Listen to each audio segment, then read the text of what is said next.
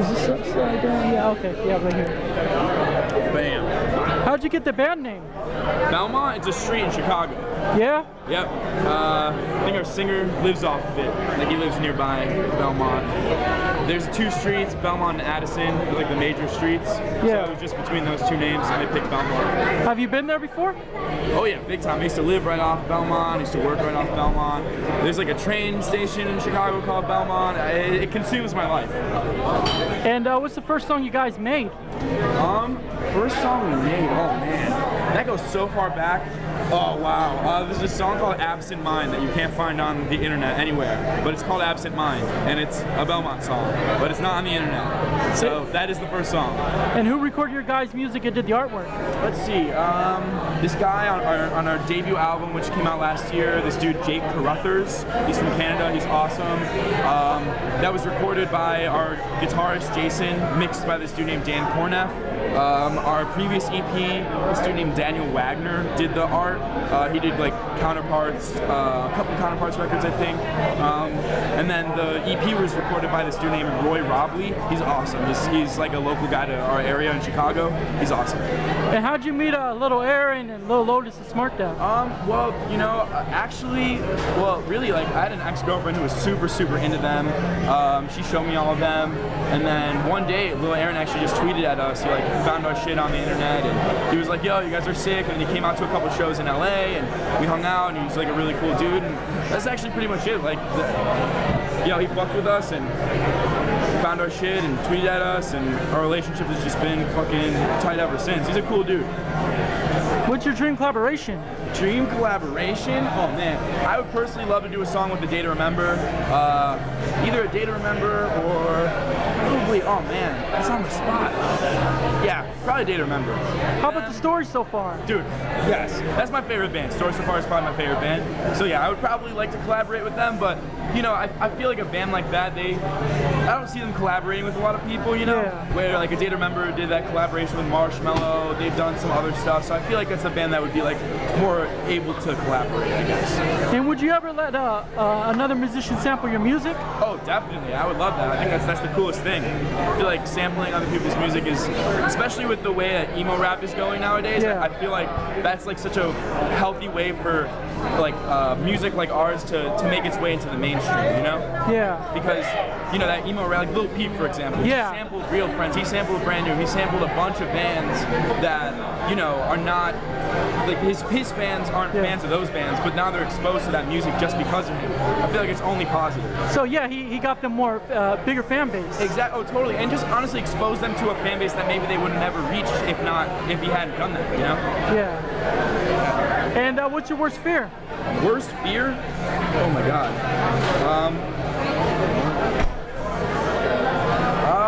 My worst fear? Getting into a horrific van accident and then dying. That would be my worst fear. Or, oh wow, yeah, that's pretty much my worst fear. And how about your previous bands?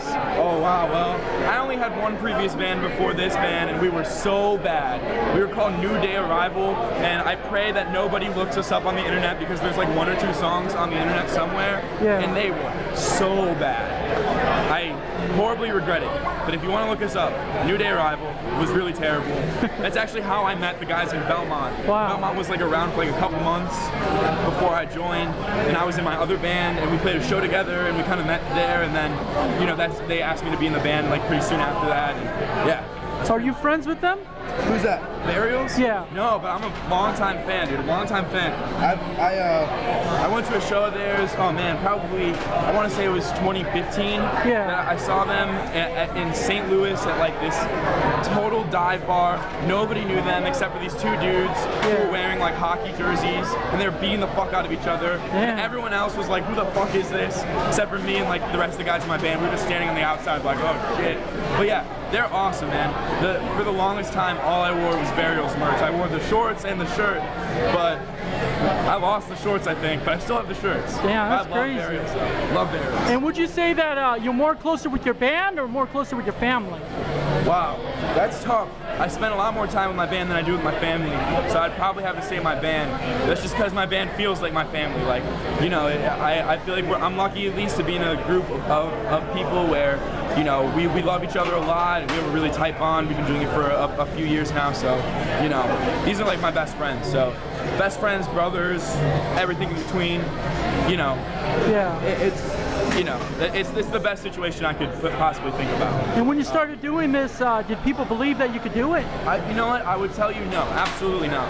I think that nobody believed that we would do what we have been able to do right now, and you know, I think that we haven't really done much yet, but I think that even the small amount of success that we've attained so far, I think that a lot of people were shocked. But you know, honestly, if I wasn't so involved in it, you know, I would probably have doubted it too. But you know, that's just all. In order to achieve any dream, you have to put yourself like 5,000% into it. Believe that you're gonna, you know, sell out stadiums. If you want to be in a band, believe you're gonna sell out stadiums. Aim for that goal, because any goal you reach that's up, you know, underneath that, that's still a huge goal, you know. Yeah. And so, yeah, I was always really headstrong and seriously believed in everything. But you know, that was maybe me being like a delusional teenager. But you know, here we are, still being delusional. And how were the recording sessions? Dude, I feel like luckily with us, like recording sessions, there's so much like positive creative energy going on, a lot of coffee, you know, we stay up like all night, we work like 10, 12-hour days or whatever, and you know, all of us are just throwing ideas into these songs and making them the best thing possible. So, you know, I gotta credit, you know, our drummer writes a lot of the music, and you know, he brings a lot of really great ideas to the table, and like half or like full song structures. All of us kind of build on it in the studio. It's honestly like that type of energy is what I would love to be around for the rest of my life. And how's touring? Like, what's the most difficult thing for touring? Difficult thing for touring, our band doesn't have AC, so that's probably the worst thing, because it gets really hot, especially in a state like Arizona. It gets fucking hot. It gets really hot. Yo, I have a question for you. Yeah. Can I take a selfie with you while you do this? Yeah, of course. Okay, I have a friend who's a really big fan of yours. Hold on.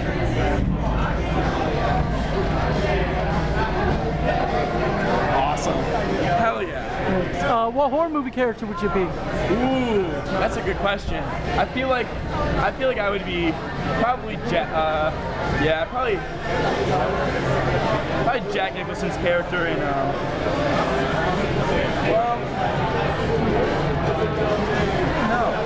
I feel like nowadays, maybe if I could, I'd probably be the clown in It, because he's just like really fucking scary, and he can kind of like transform and shit into whatever he wants. Either that or Jack Nicholson's character in The Shining. I met the original It, Tim Curley. I got to meet him. Oh, really? That's pretty badass. Hey, wait, wasn't he in another movie? What other movies was he in? I think he was in a few Disney movies, I think. Yeah, he definitely was. Definitely. He was I think he was the evil genie. Yes, he was. Yeah. It's true. Yeah. He's cool, dude. He's cool. I just saw like there's a picture circling of him getting like his makeup done. Yeah. Like it shows like his like regular face, and then like slowly as like the stuff gets put on him. It's a cool picture. It's like being used as a meme right now though, like to show like me going out for my third date this week, and it's like, oh, I'm a clown because I'm doing that. But yeah.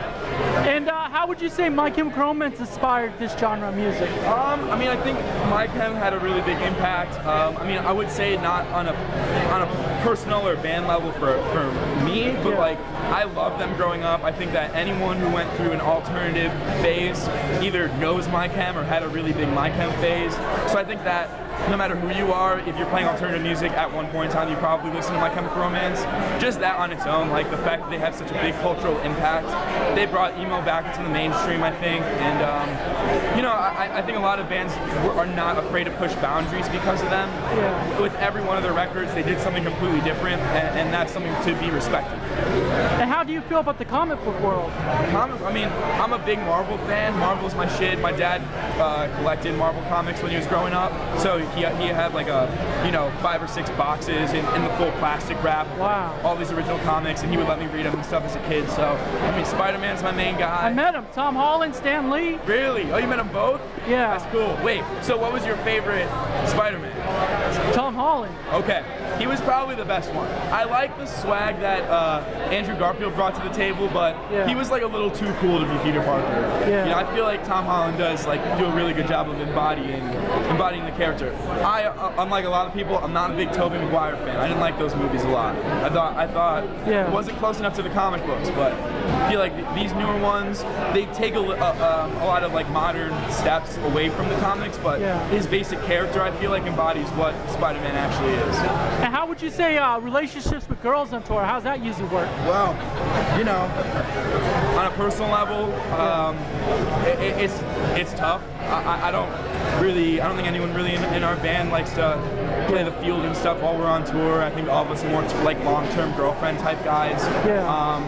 But you know, it's hard. It's hard to establish a relationship at home and then leave for a couple months, and then come back and be there for like a month or two, then leave for another couple months. It puts a really heavy strain on your relationship. And so, you know, I'm personally single. A couple of the other guys in the band are single, but you know, at the end of the day, I think finding someone who really appreciates you for you is the most important thing. I would say if you're playing music in order to get girls or to get people to like sleep with you and stuff, I think you're in it for the wrong reason. I think it's almost it's a no-no for me to sleep with, you know, fans or anyone really, guys or girls, on the road. You know, unless like you have an established relationship and stuff.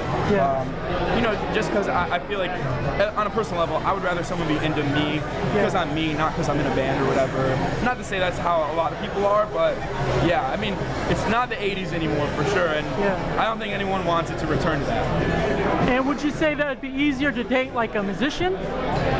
Well, if I was a non-musician, I would say I would never date a musician. And my advice to all non-musicians is never date a musician, because we're the worst of the worst in terms of commitment. Usually pretty big no-no. You know, just because we're always gone, focusing on our careers and stuff. Usually pretty broke too. So those are two big, major red flags in a relationship if I was a non-musician. But you know, I also think that being a musician and dating someone who really likes you for you and not because you're like doing the music thing, you really do find like people who really appreciate you for you, because I don't have money, I don't have a lot of commitment or whatever, so you know, I'm not home a lot, so someone who dates me, I know for a fact really likes me for me, because you know, there's not a lot else to like me for. And would you be a dragon, beast, or undersea creature? Dragon, for sure. I got a little dragon tattoo. All right. Oh yeah. Do you believe that they were real? I think they're the stuff of mystery and legends. You know, I don't think dragons particularly existed. I mean, there definitely were, you know, dragon-esque dinosaurs. I think that's for sure. But dragons and humans existing together, I don't think so. Yeah. And would you own a monster truck, a tank, a flying car, a floating car? Ooh, that's a good question. Probably a tank, because I can't drive. I don't have my driver's license, so probably a tank. I mean, it's like really slow moving. If I really don't like someone, I can just blow them up.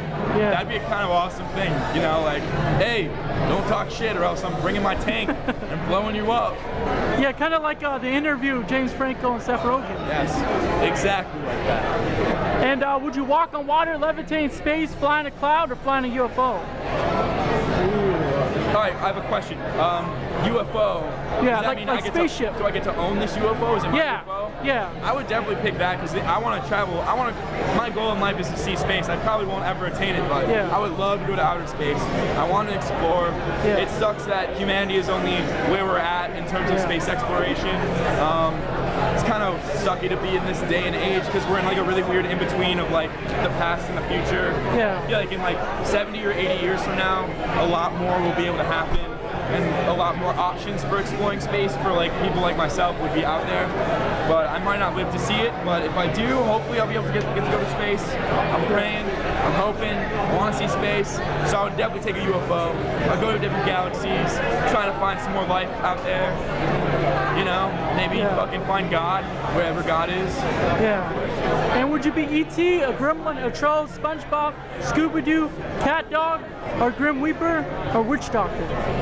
Probably Grim Reaper. I love Billy and Mandy. I love that show too. It would be cool to have that Jamaican accent. That'd be cool. He was really chill about killing people, which I also think is really funny. So probably Grim Reaper. He kind of gets like the butt end of things sometimes, but that's me sometimes too. So I feel like him and I identify. Appreciate it. Hey, thank you. Thanks. Thank you. Wait, can I give one shout out? Yeah. Cody Olerkin, I love you.